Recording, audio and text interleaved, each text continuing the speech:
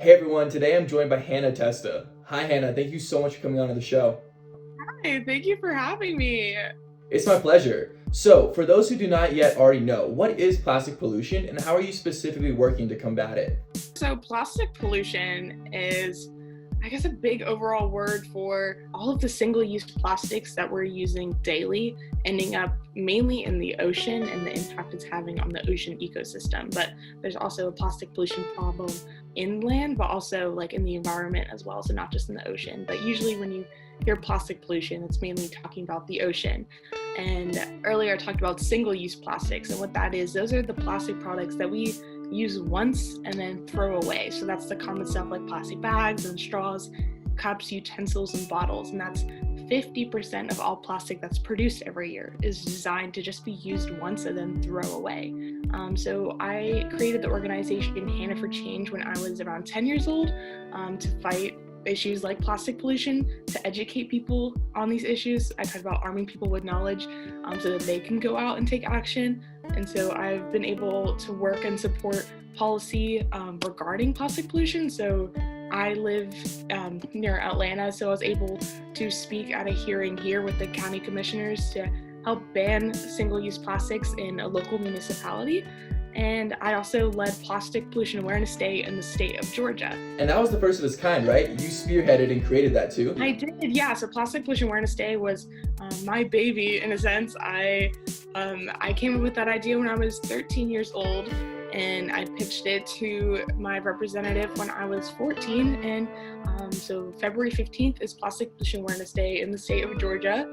And so now there's youth from all over the world and several states that are trying to spearhead the day in their own states as well. And you were actually part of a collective that wrote the Break Free from Plastic Pollution Act, right? Yeah, so I was a part of the team that got to introduce the bill. So the National Break Free from Plastic Pollution Act was introduced earlier this year, right before the pandemic actually, which is the first national bill that addresses plastic pollution. And it was a huge step to even get this bill introduced. And so it's really a matter of all of us coming together. And there's a quote that one of my friends said, he said, "The weight of the world is not as heavy if we all lift it together." And it'll be a lot easier if we all come together to help resolve these issues. How do you stay inspired and optimistic in the face of the seemingly monumental issue of plastic pollution? I think it truly does take one person at a time, which can be very slow and tedious for sure, but especially my main focus is, educating people on these issues. It's gonna take all of us truly. And some simple things to do obviously is move away from single-use plastics wherever possible and shift to more reusable products like reusable bags and reusable straws. Those are obviously the simple solutions. Support businesses that are sustainable or have sustainable products. That's always super important. And where you can, don't support businesses that aren't, because we vote with our wallets every day. It's a lot easier to stop this problem from the source, especially now before it gets way too out of control.